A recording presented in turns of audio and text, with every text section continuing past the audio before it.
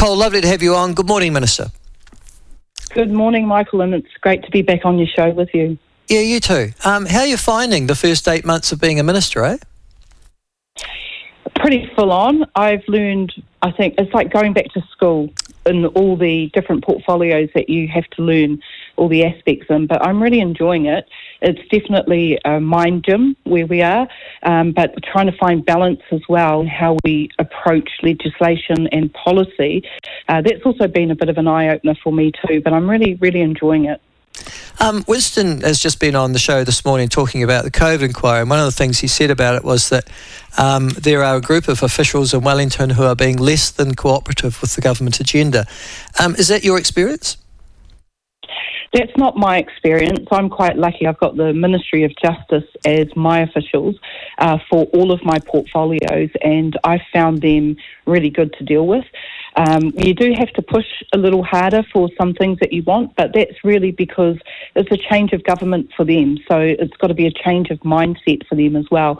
But I'm very happy with the way that our officials have come on board with this government's regime, especially in the law and order space. All right, okay. Now, the reinstating three strikes amendment bill will be introduced to Parliament, what, soon? Today. Oh, okay, yes. Today. All right. Yes. And it's a bit different than the regime that was repealed in 2022. In what way is it different, Nicole? Yes, and we had to make some changes from what was repealed in 2022, taking on board the fact that our judges were looking at having to implement what we had intended to be a strike for severe offences on low-level criminals. When that happened, it meant that there were appeals within the court system. Victims were being re-victimised because they'd have to go through the whole process again. And then when it was deemed that the sentences were manifestly unjust, there were big taxpayer payouts to criminals for locking them up. So some of the changes that we've made is to alleviate some of that low-level offending that was being captured up by the three strikes, getting back to the intent of what three strikes is about, that very serious violent and sexual offending, and have a bit of a better balance there so that the judges can sentence appropriately. So the differences that we've made is that there are still 41 offences, or still 40 offences. We've added one, the strangulation and suffocation.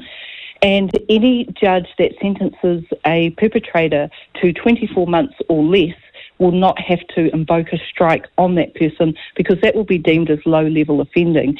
If the sentence is 24 months or more, it will be incarceration. That shows the seriousness of that offending, and therefore strikes will develop as a result of that if the crime happens to be one of those 41 offences.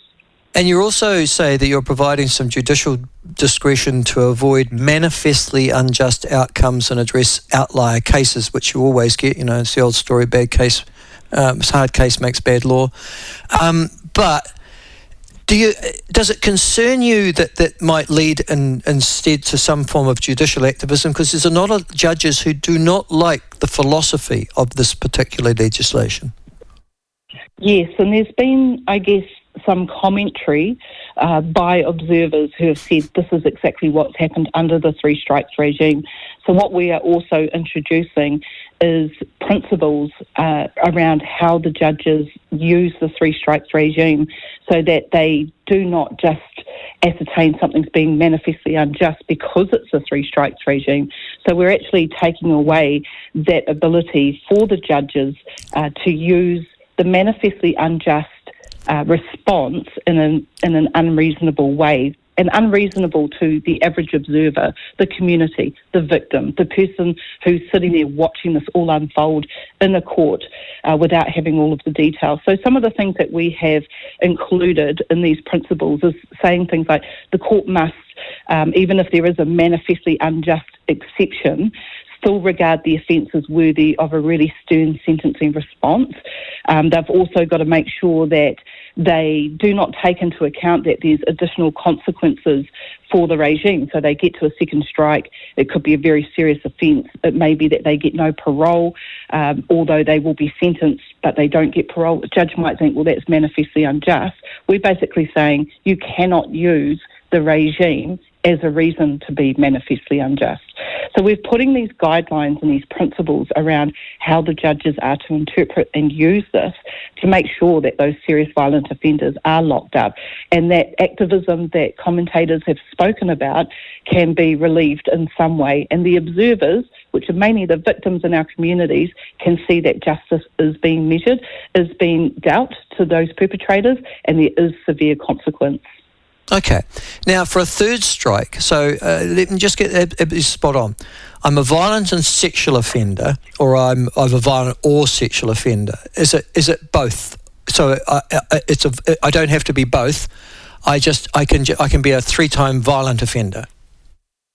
Correct. So the 41 offences relate to New Zealand's most serious sexual crimes, New Zealand's most violent crimes. There's also crimes to do with robbery, etc., that are in there as well. So you just need to meet or be prosecuted or convicted, I should say, for one of those 40. You don't need to have an array of either or. It can be any. Yeah.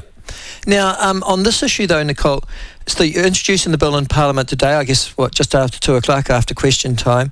It goes to It got introduced yesterday, and it's going to go through its first reading today. Oh, today. Is it going through out to Select Committee for public submissions or not? It is. It's going out to Select Committee today, and submissions should open up quick smart. The committee needs to report back to us by the 1st of November. So there'll be a 4-month Select Committee process, and I do encourage people to be a part of that process. We're hearing from some that are saying we're not going far enough. We're hearing from others that are saying we've gone too far once again. We need to hear from the people about what their expectations are about locking up these serious violent offenders and what the regime should look like. So we've said this is what we think it should look like. This is how we think it should operate. Give us your ideas. Tell us what it is that you want to see, and let's see if we can incorporate some of those ideas in amendments through the process, Select Committee process, because that's what Select Committees are for, to hear from the people.